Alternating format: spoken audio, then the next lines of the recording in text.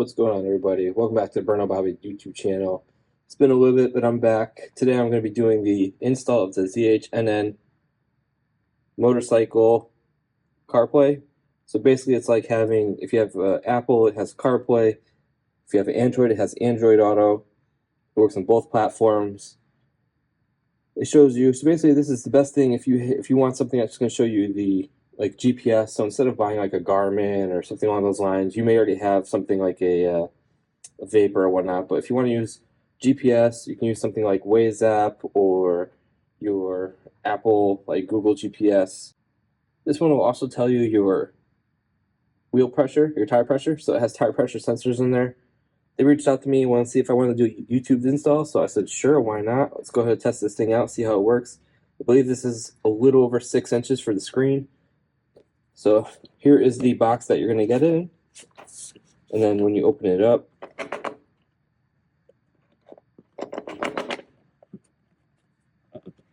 there we go. You have a little instruction manual, user manual. Screen is pretty good size. It's about the size of like an iPhone, say like an iPhone 13, somewhere around there. It does not feel cheap though. It's very solid. The whole unit itself is solid. Oh, it has a little ball mount in the back. So I'm guessing that this is going to go ahead and mount like to a 7/8 bar like clip mount. So I'll go ahead and get everything out of the package and then show you guys. You have here the ball mount. So it has like the different adapters depending on what size handlebar you have. I believe this is going to be the one we use with the ball there. So what happens is this will mount to your handlebar. This ball is actually going to go into this clamp, and then the other one will go into the actual unit itself, so you can really position it wherever you want. There's the tool. Here's your harness. So it looks like it has a black for ground, power, and then ignition.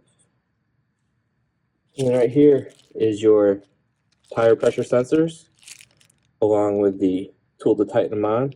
So you can go ahead and put that on.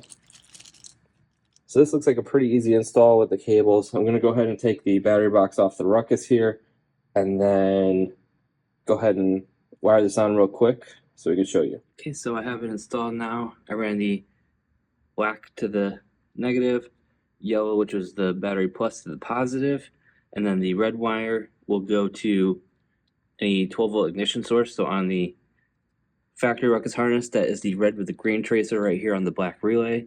I just used a little crimp clip for that. If you have like a PSP harness, you can go ahead and put it to the extra power ground source that comes off, which is like the green and black, I believe. And then from there, you have this cable, which will get plugged in. It's a little 3-prong, and then you twist that to secure it. The wires I ran up, came along here, went to the bar clamp,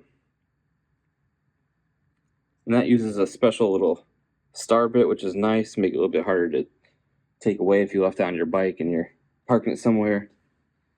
So with that, by putting the ignition in, I should have, there it is.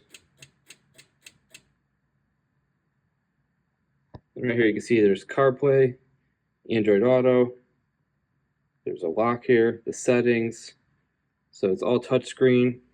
So you can see here, that is the tire pressure sensor.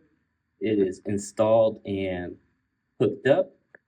It's not actually that big, so that makes it nice because it's not bulky, and then they make it black, which is also a nice feature with the stock wheel. It kind of blends in very well. Now, with your system, the tire pressure sensor is not going to kick on unless your tire pressure starts going low. So when it gets low, then you're going to get an alert on your phone. So in the meantime, you're not going to see it actively reading. Now these units are usually $299. I think right now they're running a sale. These are currently $189. So for the price you're paying, that's not bad at all, especially compared to like some Garmin's and everything like that. You can see the quality of the video is actually very sharp. So definitely not a bad bang for your buck. Depending on what handlebars you have, you can put it anywhere. This is just where I threw it on for the stock ruckus bars. You can even put it lower, like down here, so that the gauge is sitting right there. Probably a little bit more convenient since you're already going to be looking at the factory gauge. So there you have it. Not a bad setup. Hope you guys enjoyed this video. I'm going to put the link for the product in the description, and you can check it out for yourself.